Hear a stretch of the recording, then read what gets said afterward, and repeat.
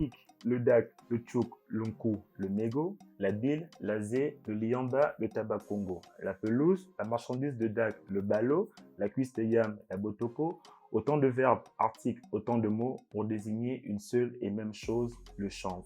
Une herbe qui fait plaisir à certains et cause de malheur à d'autres. Une plante dont la consommation est prohibée, mais comme les règles ont toutes une tombe, on la consomme. Une plante qui, au-delà des effets sur le psychique du consommateur, aide également le vendeur à se faire de l'argent. Ce sont des tonnes de ballots saisis tous les ans au Gabon, dont une grande partie au nord dans les villes comme Bitam et Oyem par exemple. Des ballots évalués en centaines de millions de francs CFA. Au vu de cela, je me suis posé la question de savoir si, au lieu de continuer à faire la guerre au cannabis, ne serait-il pas mieux de légaliser et encadrer sa consommation afin de faire des bénéfices économiques. Le fils Ernest, comme tous les lundis, est ravi de vous retrouver pour ce nouveau numéro de L'Âme du Tour sur L'Âme TV. Bienvenue à tous, générique.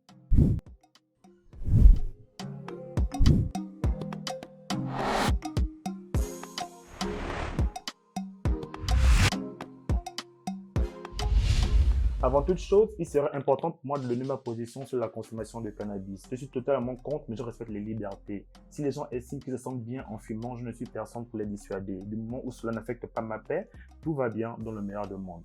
Cela dit, et pour revenir au sujet, je constate que depuis des années au Gabon, les techniques sont de plus en plus avancées pour échapper à la vigilance de la gendarmerie et de la police afin de faire circuler le chanvre dans le pays. Consommateurs et vendeurs deviennent de jour en jour de plus en plus altruistes, mais cela ne suffit pas. Pour les contrer, l'État gabonais ne lésine pas sur les moyens. Brigades de jour comme de nuit, technologie de pointe, véhicules de patrouille, armes et bien plus encore.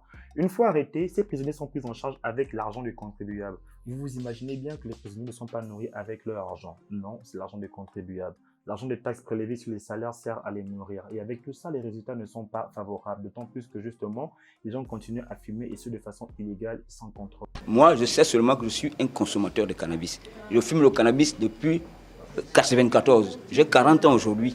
Donc je fume le cannabis depuis que j'ai 21 ans. Pourquoi tu fumes Pourquoi tu fumes? Je ne peux pas vous dire. Et vous, pourquoi vous buvez si quelqu'un vous pose cette question?